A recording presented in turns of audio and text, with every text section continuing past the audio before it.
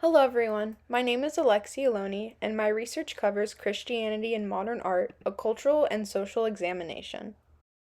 So, as our history classes have taught us, man-made art has been a popular form of expression since the Stone Age. These illustrations and other artistic creations have been used to conceptualize cultures and societies long before official historical documentation began. And even though there are now primary and secondary texts that can be used to get a similar understanding of our world, I believe art pieces allow for greater individualized connections and conclusions to be drawn.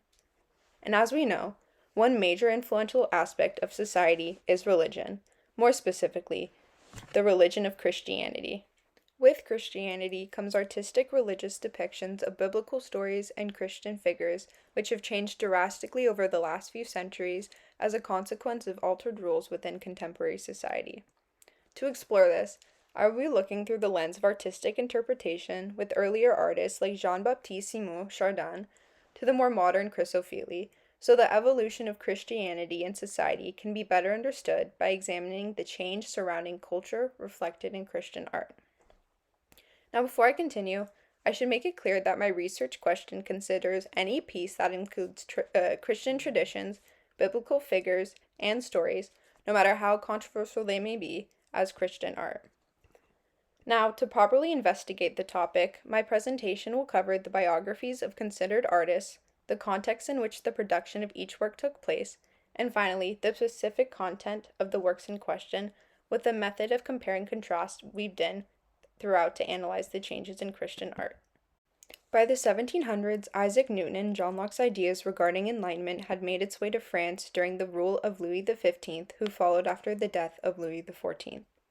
In the era of enlightenment, critical thinkers valued observations to develop their minds and influence others to do the same.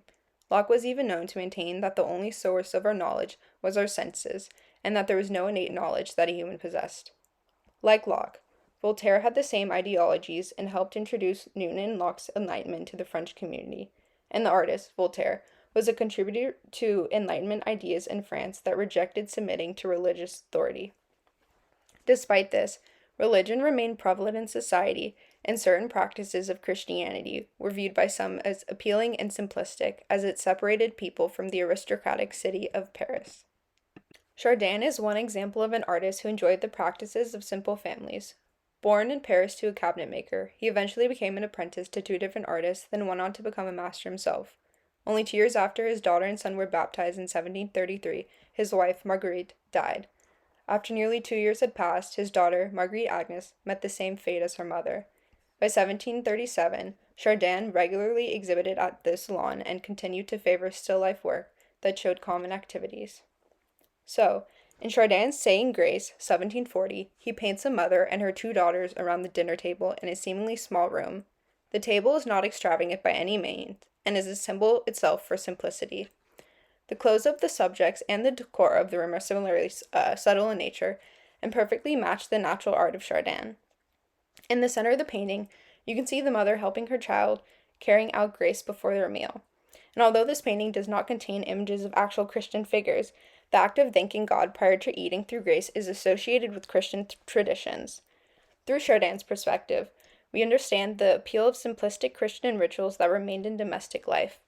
When I consider the loss he experienced, I see how it may have influenced his choice to produce this particular work of art. Significantly, the fact that Chardin's Saying Grace was even created and is studied today, as it has gained popularity, that shows the Christian traditions were as accepted and as prevalent at the time of productions as they are today. Regardless of Newton and Locke's emphasis on enlightenment, Chardin's value had a place in society and were associated with the humble way of life distant from that of Rococo ideals. Next, we have post-impressionist artist Paul Gauguin, who served as a stockbroker in Paris, France for some years. It wasn't until the stock market crashed that he was jobless and in search of a new life purpose. Since he had been an amateur artist for some time, only 1 year later he made the decision to try his luck at working under commissions. Eventually, he became dissatisfied with the fixed culture and modernization of Paris, so he packed up and moved to Pont-Aven after familiarizing himself with the work of an artist named Emily Bernard.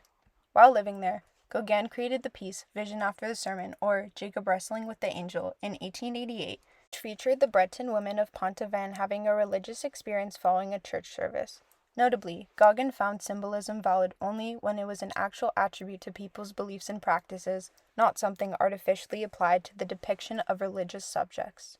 This belief in particular had an influence on his art, as seen in Vision After the Sermon, and its creation alludes to the religious influence that remained in society during the 1800s. Then, in the following year, Gauguin created a painting of a similar nature which was named Yellow Christ in 1889. This painting contains the crucifixion of Jesus done in a vivid yellow which matches the hills of the autumn harvest background. Notably, Gauguin based his depiction of the crucifixion off one within the church of Tremello, which neared Pontauban. In the forefront, on the left-hand side, you can see traditionally dressed peasants with expressionless faces during a Catholic prayer ritual. Gauguin is known to have used the color yellow as a way to communicate his feelings toward the isolated lives of the portrayed peasants whose primitivity were of great appeal to him. Overall, Gauguin's Yellow Christ is done in a way that uses a visual symbol of a naive and trusting religious faith to commend the simplistic natural lives of the surrounding peasants and to also bring awareness of their blind faith. Before I continue, I want to point out how fascinating it is to see how religious practice is connected to a natural way of living in both Chardin's Saying Grace and Gauguin's Yellow Christ, despite their differing periods of creation, with Gauguin's during a more modern Paris. Exactly 100 years after Yellow Christ, photographer and artist André Serrano created a piece that was far more controversial than that of Gauguin's. So, to start, Serrano grew up in a Roman Catholic home where he often saw religious images, especially those of Jesus Christ. His background paired with an interest in bodily fluids resulted in the creation of his 1989 piece, Piss Christ. Piss Christ is a red, orange, and yellow-colored photograph of a crucified Jesus submerged in actual urine. In an interview, Serrano explained that we treat it, the crucifix, almost like a fashion accessory, and for Christ to have been crucified and laid on the cross for 3 days, where he not only bled to death, he shot himself and he beat himself to death. Here, Serrano is trying to show audiences that although Piss Christ may seem offensive, it is quite frankly a good representation of what had actually been endured during the crucifixion and the reality of what surrounds a religious event that is often mindlessly commemorated by over 1 billion in the world. Despite Serrano's intentions, in 1889 there were many who disagreed with his point of view. They protested a grant given to him by the National Endowment for the Arts Funds. The work of Serrano seemed too ill mannered to understand for some, and this led a group of Catholic fundamentalists to use hammers to attack and destroy the photograph. On one hand, Serrano's use of urine in Piss Christ seems to intentionally assault Christian and Catholic communities, but on the other hand, Piss Christ, 1989, is an artistic expression of Serrano's perspective on the contemporary use of a religious symbol he grew up seeing and surrounded with. Now, I think it would be interesting to quickly look at a side-by-side comparison of Yellow Christ and Piss Christ. Visually, both include the crucifix as the main subject and use the color yellow to investigate the body and its materiality. Even the titles are extremely similar, so it's safe to assume that Serrano drew some inspiration from Gauguin's work made exactly 100 years before his own. Okay, so André Serrano is not alone when it comes to producing and using artistic interpretations of religious symbols and figures. There have been many modern amateur and professional artists who use religion as the subjects for their works, and a great example of this is none other than Chris O'Feely. So, O'Feely was born in Manchester in 1968, then went on to attend the Chelsea School of Art in London. Eventually, he became a part of the Young British Artists and received a Turner Prize. He is known for creating art that analyzes the contemporary Black experience through various cultural and historical origins, including Christianity. Symbolic of his Nigerian roots, he makes use of elephant dung to support and display many of his works, and will even include it within the actual art. Again, O'Feely is an artist who became recognized for his application of elephant dung, which is somewhat comparable to Serrano's use of bodily fluids, but this is not the only way these two artists are alike. O'Feely has also received immense backlash for the work he created containing a Christian figure, the Virgin Mary. In Chris O'Feely's The Holy Virgin Mary 1996, viewers can see various materials such as acrylic, oil, polyester resin, paper collage, glitter, matte pins, and elephant dung that make up the canvas. Centered on the canvas is his version of the Virgin Mary, who has dark skin, eyes open wide, and parted lips that take up a third of her face, hinting at racial stereotypes. Mary is wearing a blue dressing that matches countless other depictions of her, and the importance of blue noted in the Old Testament.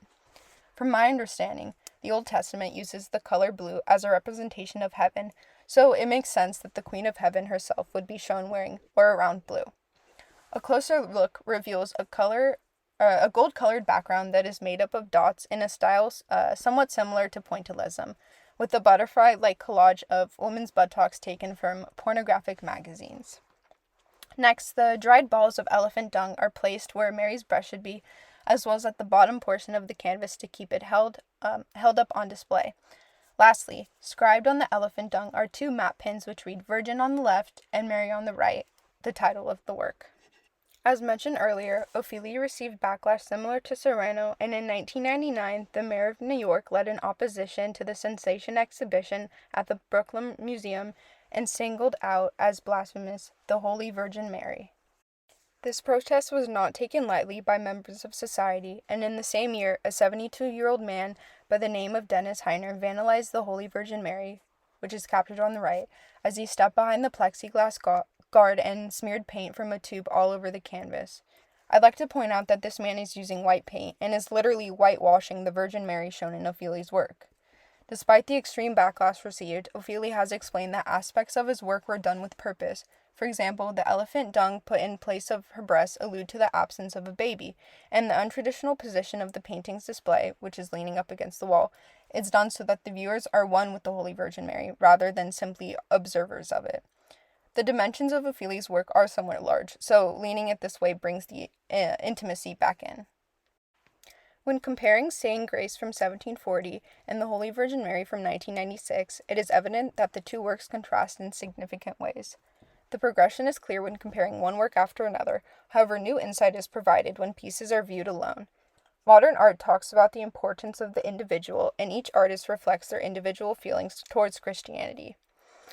Okay, so the differences in visual imagery is very apparent, so I would like to focus on the context of the Christian art pieces as a reflection of the change in culture and society. First, Chardin's work is used to bring awareness to the appeal of simplistic Christian rituals in domestic life, with one possible interpretation being that Chardin looked to Christian faith as a sort of comfort with a deep personal meaning, while Ophelia uses a Christian figure to draw audiences in order to convey complex modern issues. In response to critics who claim his work is much too erotic, Ophelia has said, "When I go to the National Gallery and see paintings of the Virgin Mary, I see how sexually charged they are. Mine is simply a hip-hop version."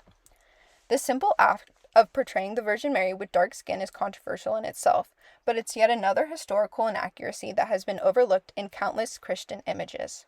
Essentially, Ophelia is urging society to reject blind faith and question their understanding of religion and culture, as we often fail to do so. That is not to say that everyone must become atheists. Instead, we should focus on questioning our beliefs in all areas of life, rather than accepting them to be the ultimate truth. In conclusion, artistic expression, controversial or not, demonstrates the true power of art time and time again. Less than 2 months ago, musical artist Lil Nas X released the music video for his song Montero, or Call Me By Your Name, in which he rides a pole down to hell and gives Satan, who has his face, a lap dance. It is common knowledge that homosexuals are told by highly religious people they are going to hell, and as a gay man, Lil Nas X is making the statement that he is not living in fear of these beliefs, but is embracing his contenders. In an extreme way, yes, but with nearly 200 million views, it is clearly powerful nonetheless. The question now is, what will the future hold for Christian art?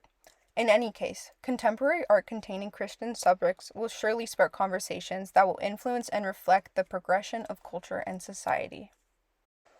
Here are my references that I used for my project, and I would just like to thank everyone for listening to my research presentation on Christianity and modern art, a cultural and social examination. Thank you.